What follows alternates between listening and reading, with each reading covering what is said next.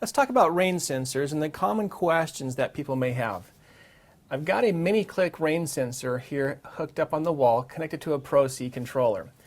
And a rain sensor, the basic idea is that when it gets wet, it has discs inside that expand, and when the discs expand, it opens the circuit on the controller, thus giving you your sensor off message. The basic parts here is the rain sensor. It's two wires that run out to it from the controller. You've got a rain sensor bypass and active switch, and inside the controller is where the two wires hook up to the two sensor terminals. It's very important if you want to utilize the rain sensor to have the rain sensor switch in the active position. If you're in bypass, it will ignore any input from the rain sensor. So one of the common questions is, it rained last night and my sprinklers came on this morning. What's going on? I just installed the rain sensor and it's not working. One of the reasons it may not be operating is the bypass switch is in the bypass position. You want to make sure that it is inactive. If it was in bypass, the controller was ignoring the rain sensor. 2 inches, 4 inches of rain does not matter. It's not going to turn the controller off. So you must have the switch in the active position. Now the second easy check for that solution is to make sure that when you installed the rain sensor, you removed the chrome jumper tab, which connects the two sensor terminals. These rain sensors are called normally closed circuit.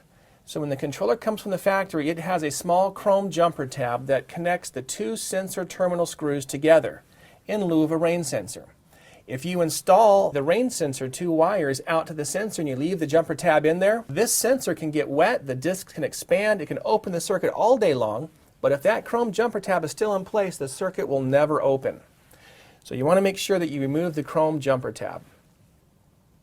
Now one of the other common questions is, my display says sensor off all the time. If your controller always says sensor off, one of the things that you'll want to look at is, remember, this is just an extended circuit.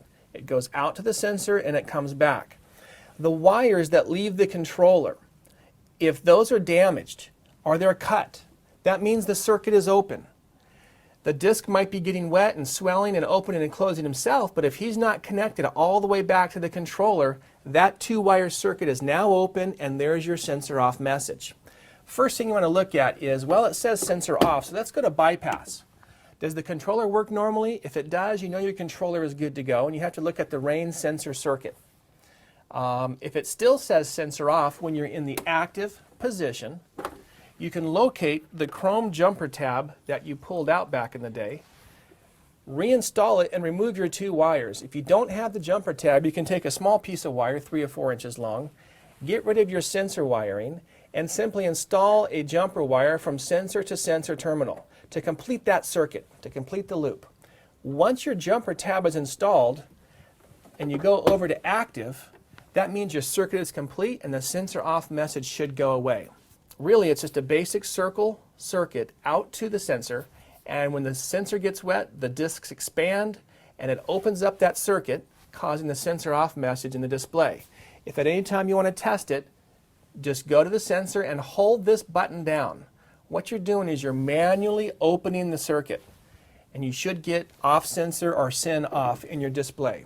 When you release, it should go back to the current time of day. So here's how to actually test the fact that the sensor is working once it's already installed. On Hunter controllers, you have two ways to turn a zone on. Now you may have just installed the sensor and you're thinking, I want to test this thing and make sure it works. There's two ways to operate a station. The first way is under manual single station. The other way to operate a station is under manual all stations. This controller has the manual all station here with the right arrow. The manual single station feature is just for one station only. Now here's the key part. Under manual single station, it will always water. No matter what you do with the sensor, you can run out and try to push the button and try to interrupt the watering. On manual single station, it will always water and never be interrupted.